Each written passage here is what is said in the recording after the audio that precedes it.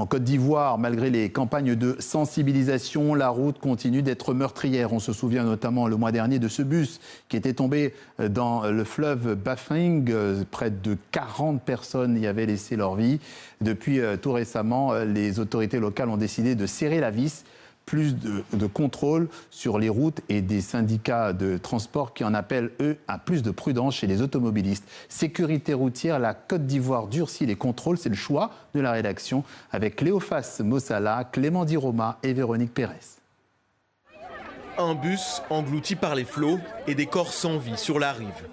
Le 13 juillet dernier, le pneu d'un autocar qui reliait Odiéné à Yamoussoukro a éclaté. Le véhicule dévié a plongé dans ce fleuve. 39 personnes sont mortes et une dizaine d'autres ont été blessées. Un drame national. 3 semaines plus tard, dans la gare routière d'Adjamé, les voyageurs craignent pour leur sécurité. Je suis inquiet de cette situation parce qu'un peu partout sur les réseaux sociaux, on entend des accidents par-ci par-là. J'ai un cousin aussi qui a été victime comme ça d'un accident de la route. Vous voyez, donc en fait c'est inquiétant, surtout la vitesse. Les professionnels du secteur dénoncent la vétusté des transports en commun et des conditions de travail très difficiles pour les chauffeurs qui sont souvent blâmés après les accidents. La surcharge des véhicules, comme ça a été le cas pour le cas des 40 morts, mais les complices de ces surcharges-là sont les forces de l'ordre qui sont à toutes les sorties et toutes les entrées de toutes les villes de Côte d'Ivoire. Mais qu'est-ce qu'ils font là-bas? Ils laissent les véhicules surchargés, 24 passagers de plus dans un autocar de 100 places, mais c'est une aberration. Alors les corps habillés ont leur part de responsabilité.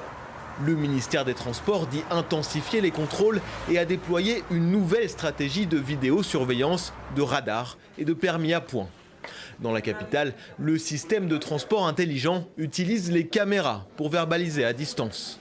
Ici, on est dans le centre de commandement, la DPSR dans son partenariat avec l'opérateur technique dans la mise en œuvre de la vidéo-verbalisation à un pan. Lequel pan est la constatation et la verbalisation électronique des infractions. Laquelle constatation de l'infraction ne pourrait se faire sans des agents assermentés.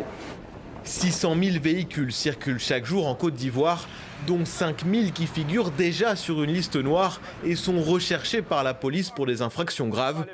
Les autorités disent vouloir continuer à se moderniser et à sévir pour réduire la mortalité routière.